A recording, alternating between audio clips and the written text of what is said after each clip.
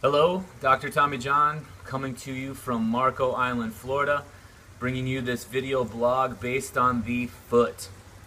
A couple things about the feet I want to focus on and urge. One is over the last 12 years I've found that a lot of the injuries coming in, whether they're ankles, knees, hips, low back, even shoulders, is that when I do what I do, I'll end up finding the cause in the musculoskeletal system being down in the lower leg, in the around the shin area, and then up under around the foot.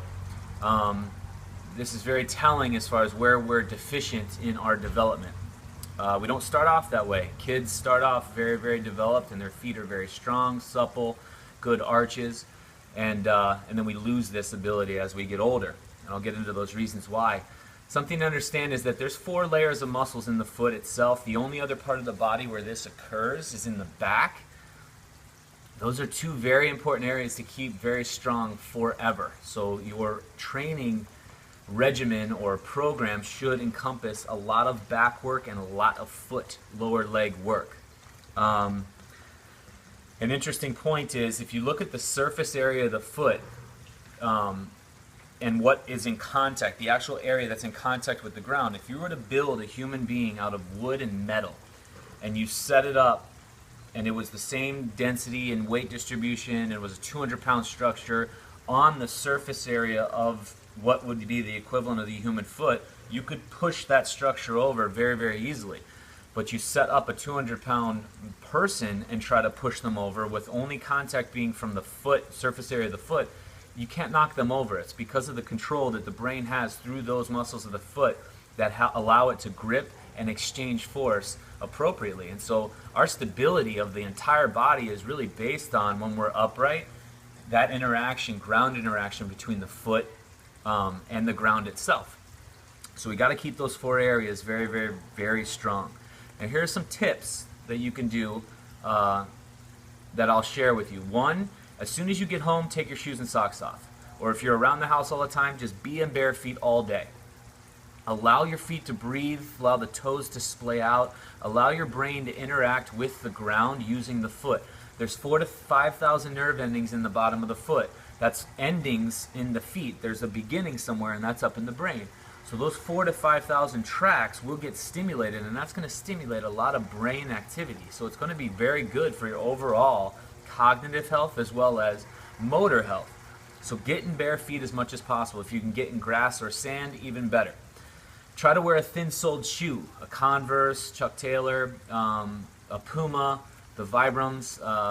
Try to avoid flip-flops. Flip-flops don't allow for the proper mechanics of the big toe to happen properly. The big toe has to curl under as it leaves the ground to keep the flip-flop on the foot, and that's just not proper mechanics. It should be pulling up as you go to step, and it doesn't, so that can cause some serious issues. Try to avoid heels at all costs. I really look at the shoes today that we're wearing, and everything's custom made now because we're all so special and unique and everything else that we need custom made everything. I call them like literally foot coffins. As soon as your foot goes into this shoe, it's basically a coffin. The door is shut and laced up, and it's done. The foot will die. Because the brain is very good at adapting to whatever the environment brings it, when it's in that shoe and the shoe is doing the work for the foot, for the muscles that were controlled by the brain's not going to keep that area alive. That's how it works. It's just like a cast on an arm. When you cut a cast off weeks after the injury, the bone has kind of mended together, the atrophy and the skin and the hair, it just looks awful. That's because the body, the brain, will adapt to that environment of no motion. So a minimalist shoe as long as possible. If you absolutely have to wear heels, then get home and undo them with the exercises I'm going to list down in the comment section below. Something real quick, how many reps and sets, should I use for the exercises? I don't have any idea. All I know is that they should be a lot, and it should be enough to create a response in the body so that you adapt to whatever you're going to do out in the world. Now let's take a snapshot of what the world's asking of you. Some genius came along and said that 10,000 steps is going to save your life. Okay? And this little piece of plastic on your wrist is going to remind you of how many steps you've taken and that you're going to get into heaven when you take 10,000 steps. Let's just say that this guy's correct. Then that's 5,000 steps each leg. So you need to be equipped to handle 5,000 repetitions. So then in a training system, it's not really that crazy to ask yourself in those areas to do 300, 400, 500 repetitions per day. That's not that crazy considering we're supposed to be walking that many steps in a day. Now, until somebody comes along and disproves that 10,000 step theory and says that you can function at the highest capacity and be lean and not obese and disease-free by taking 8 steps a day, then 3 sets of 12 has your mark, or 2 sets of 20, or whatever everybody's been doing. Sounds pretty good. But until that day, I would stick with the hundreds and hundreds, really enough to draw out a response to create a change. Now, something to notice when you do these exercises, I'm going to bring in a stool and I'm going to show you, is that people can't lock out their ankles anymore. And this is what I'm finding day in and day out. They can't get to that locked out position. Watch what I'm talking about. So when you're here like this and people are doing a calf raise, they can get to about here. This is their motion.